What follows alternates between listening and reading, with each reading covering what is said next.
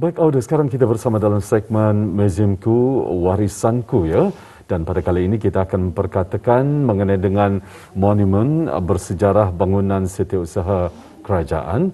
Dan seperti yang telah pun kami nyatakan ataupun kami kongsikan kepada bis kita semua, di mana narasumber kita pada pagi ini bersama dengan Yang Mulia Tuan Mat Denny bin Matrantis, iaitu seorang penolong penyelidik arkeologi, ya, dan telah pun bersama kita secara maya pada pagi ini. Kita ucapkan selamat pagi, salam sejahtera.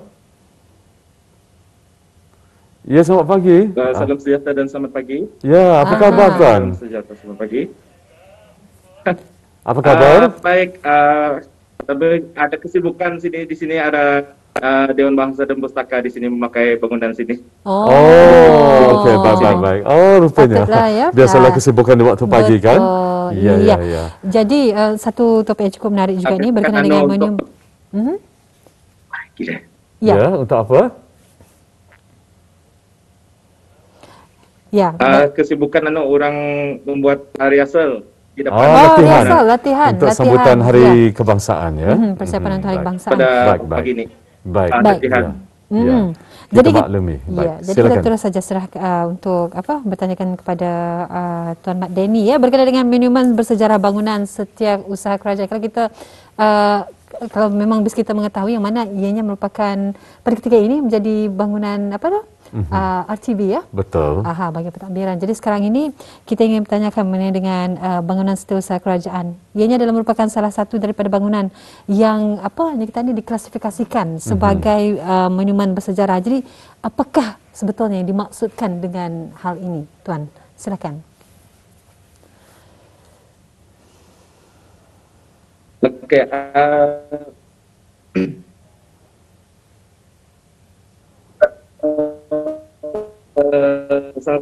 Bangunan ini terletak Jalan Berdua dengan Pemuda Umar Ali Saifuddin, Bandar Seri Begawan, sedia maklum. Sebab Jabatan Museum punya satu akta yang ditulis pada tahun 1927, iaitu Akta Barang-barang Purbakala dan Harta Terpendam. Objektif utama akta ini ialah untuk mengawal dan memelihara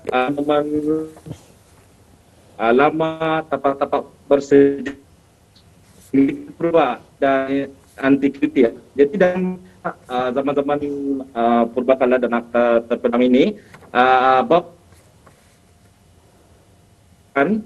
bahawa badan yang dilantik iaitu lembaga museum boleh mengisytiharkanlah sesuatu tapak dan sesuatu bangunan ini untuk dijadikan monumen bersejarah. Jadi yang sedang mengapa bangunan Setiausaha Kerajaan ini diklasifikasikan sebagai monumen bersejarah adanya kerana diwatakan untuk memberi perlindungan terhadap tapak-tapak dan monumen bersejarah tersebut. Okey, itu dia, ya. Baik. Dan berikutnya, Tuan, ya, kita ingin mengetahui apakah ada larangan bagi sebuah monumen bersejarah itu. Mungkin dapat dijelaskan, kita ingin kefahaman ataupun kita ingin mengetahui akan perkara tersebut secara rincinya. Silakan. Bagi larangan bagi bersejarah. Dalam akta pada tahun 1967, Akta Barang-barang Purbakala dan Harta Terpendam, menurut bab 18 di dalam akta ini tidak dibenarkan atau mana hak yang tertentu dibenarkan bertulis pada pengarah museum untuk merobohkan tempat monumen lama ataupun mengganggu, apatah lagi membuat pengubah suaian. Jika tapak monumen tersebut letak di dalam sebuah kampung contohnya adalah tidak dibenarkan juga sama sekali mana-mana individu ataupun pihak tertentu untuk membuat pengubahsuaian ataupun menanda, meruntuhkan atau memindah sebarang monumen lama atau sebahagian daripadanya lah daripadanya itu. Jadi ini termasuk juga dan macam membuat perubahan kepada monumen tersebut ataupun membuat penambahan meskipun membuat perbaikan lah monumen lama atau sebagian daripada. Jadi inilah garis pandu larangan yang ditetapkan dalam akta yang diluluskan pada tahun 1967. Ya, jadi apakah kriteria bagi suatu bangunan itu untuk diwartakan sebagai monumen bersejarah ni, Tuan? Kriteria perwataan ini merangkumi empat aspek iaitu dari nilai seni bina yang unik, dari nilai seni bina yang unik, dari nilai sejarah, nilai budaya dan pembelajaran, dan juga nilai ekonomi jika dimajukan. Jadi empat kriteria ini adalah bagi bangunan Setiausaha Kerajaan ini mengapa ia diwartakan sebagai tapak monumen bersejarah. Ya, Alhamdulillah. Jadi sebenarnya kita ada satu video yang ingin kita kongsikan saksikan, bersama. ya. Jadi kita akan kembali, kita saksikan dulu video ini, ya. Yeah.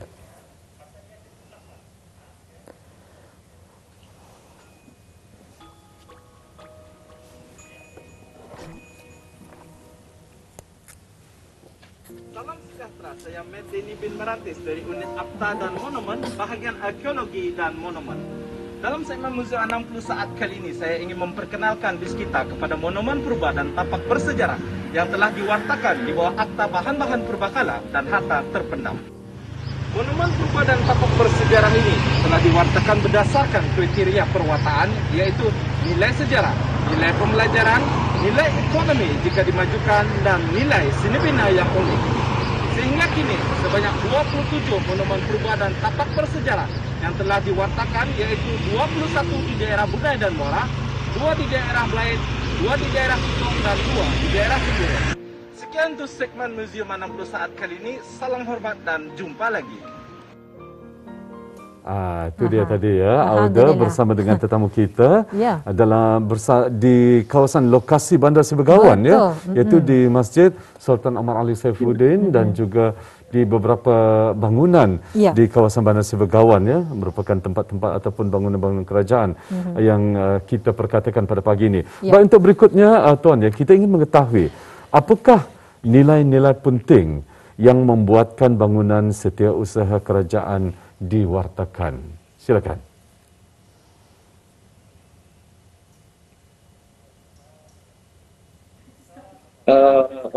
Bangunan Setiausaha Kerajaan ini diwartakan berdasarkan kriteria-kriteria yang telah saya nyatakan sebentar tadi, ya, tuan-tuan. Jadi bangunan Setiausaha Kerajaan ini mempunyai keunikan dari segi bina yang unik, yang berkonsepkan kolonial. Jadi jika kita dilihat dari udara, bangunan ini berbentuk huruf E, yang sesetengah berpendapat bahawa ringkasan bagi Elizabeth, yaitu Ratu Queen Elizabeth. Jadi selain daripada bahagian hadapan, selain daripada itu, bahagian hadapan bangunan Setiausaha Kerajaan ini terukir mural, menggambarkan pelbagai kehidupan masyarakat Bunai itu, dan pertanyalah. Jadi kalau kita melihat dari depan, Setiausaha Kerajaan terukir mural yang menggambarkan pelbagai kehidupan masyarakat Bunai itu pada ketika itu. Ya, Alhamdulillah. Jadi itu antara nilai-nilai penting yang membuatkan bangunan Setiausaha Kerajaan diwartakan. Jadi kalau bercakap mengenai dengan nilai ini, apakah nilai sejarah bangunan tersebut, Tuan?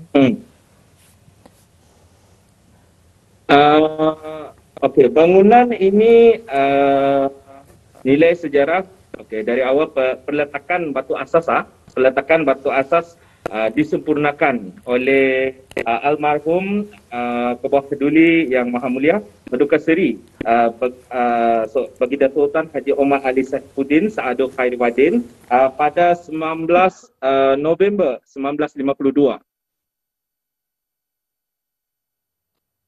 Bangunan ini mula dibina pada tahun 1952.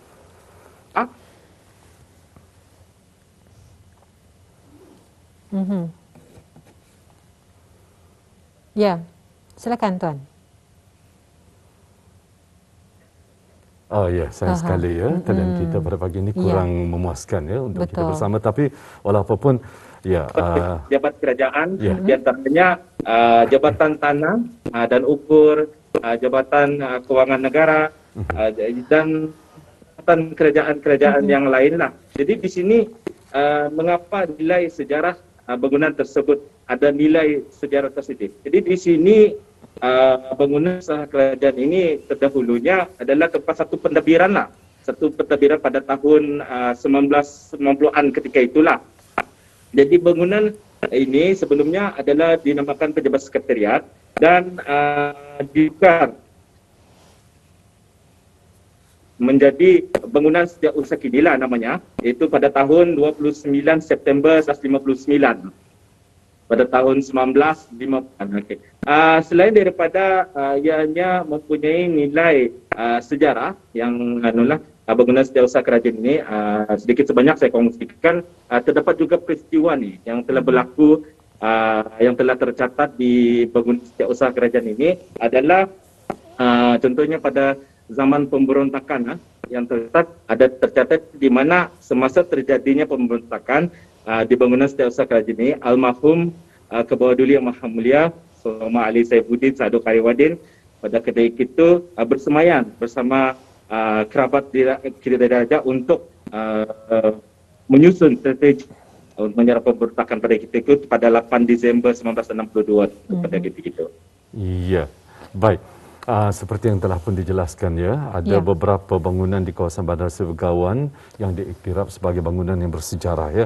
Dan kita ingin mengetahui, mungkin Tuan dapat menjelaskan secara rincinya, apakah bangunan-bangunan bersejarah yang boleh dikunjungi oleh orang ramai? Mungkin kita untuk perkongsian kita pada pagi ini, silakan.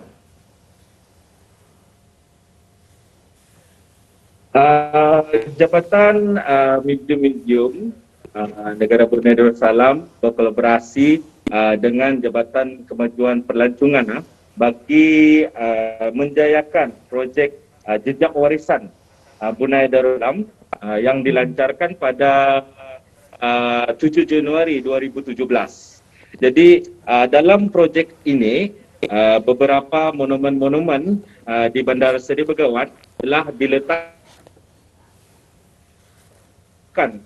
papan tanda maklumat, di antaranya adalah bangunan setiausaha kerajaan, Tugu Jam, bangunan Lapau Lama, bangunan lama Custom dan Excise Diraja, dan gerbang perpustakaan yang terletak di Bandar Seri Begawan.